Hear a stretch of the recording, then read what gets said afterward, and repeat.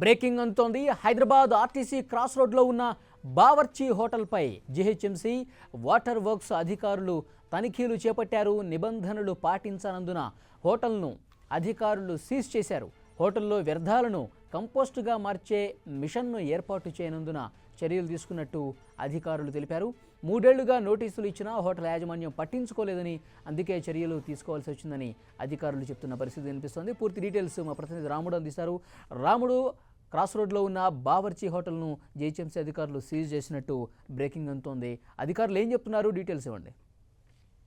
మళ్ళీ ప్రధానంగా హైదరాబాద్ నగరంలో దీనికి సంబంధించి 2016 సాలిడ్ వేస్ట్ మేనేజ్మెంట్ రూల్స్ ను పక్కాగా అమలు చేయాలని జీహెచ్ఎంసీ భావిస్తుంది. ప్రధానంగా ఎక్కడైతే చెత్త ఉత్పత్తి అవుతుందో ఆ చెత్తను అదే ప్రాంతంలో శాస్త్రీయ పద్ధతిలో దాన్ని నాశనం చేయాలనేది ఒక రూల్ ఉంది. దానికి అనుగుణంగా ఎక్కడైతే పెద్ద పెద్ద హోటల్స్ ఉన్నాయో ఈ హోటళ్ల అన్నిటి దగ్గర కూడా కంపోస్ట్ యూనిట్లను ఏర్పాటు చేయాలని జీహెచ్ఎంసీ అధికారులు వాళ్ళందరికీ తెలియజేయడం జరిగింది. గతంలో వాళ్ళను పిలిచి మీటింగులు ఏర్పాటు చేశారు. దాంతో పాటు వాళ్ళకందరికీ కూడా నోటీసులు ఇచ్చారు.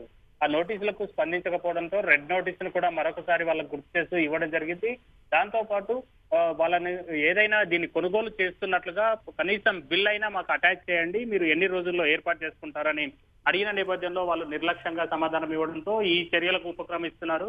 ప్రధానంగా హైదరాబాద్ నగరంలో భారీగా 100 కేజీల కంటే పైన చెత్త ఉత్పత్తి చేసేటువంటి హోటళ్లు దాదాపు 200 నుంచి 300 వరకు ఉన్నాయి. వాటితో పాటు ఈ ఏవైతే ఫంక్షన్ హాల్స్ ఉన్నాయో వాటిలో కూడా భారీగా చెత్త వస్తుంది. వాళ్ళందరికీ కూడా నోటీసులు ఇచ్చారు అక్కడనే కంపోస్ట్ యూనిట్లను ఏర్పాటు చేయాలని. కానీ అది ఏర్పాటు చేయని కారణంగా దాడులు నిర్వహిస్తున్నారు. వాటిని అన్నింటినీ కూడా పరిశీలించి ఏర్పాటు చేసిన వాళ్ళని వదిలేసి ఎవరైతే ఏర్పాటు చేయలేదో వాళ్ళందరిపైన కూడా చర్యలకు ఉపక్రమిస్తున్నారు.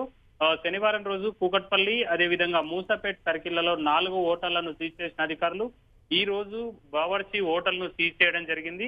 ప్రధానంగా ఇక్కడ నుంచి వస్తున్నటువంటి ఇబ్బందులు ఏవైతే అంటే చెత్తను జవహర్ నగర్ డంపింగ్ యార్డుకు తరలించి అక్కడ దాన్ని అంతా కూడా క్లీన్ చేయడం అనేది పెద్ద సమస్యగా మారింది. కాబట్టి వాటన్నింటినీ ఎక్కడైతే ఉత్పత్తి అవుతుందో అక్కడనే దాన్ని నాశనం చేయడం ద్వారా ఎలాంటి ఇబ్బందులు రాకుండా ఉంటాయి. జిహెచ్ఎంసీ ఆర్థికంగా కూడా ఇబ్బందులు తక్కువగా అవుతాయి అనేటువంటి నేపథ్యంతో పాటు దేశవ్యాప్తంగా 2016 సాలిడ్ వేస్ట్ మేనేజ్మెంట్ రూల్స్ ఏవైతే ఉన్నాయో వాటన్నింటినీ కూడా కఠినంగా అమలు చేయాలంటూ కేంద్ర ప్రభుత్వం కూడా స్థానిక సంస్థలపైన ఒత్తిడి తీసుకొస్తుంది.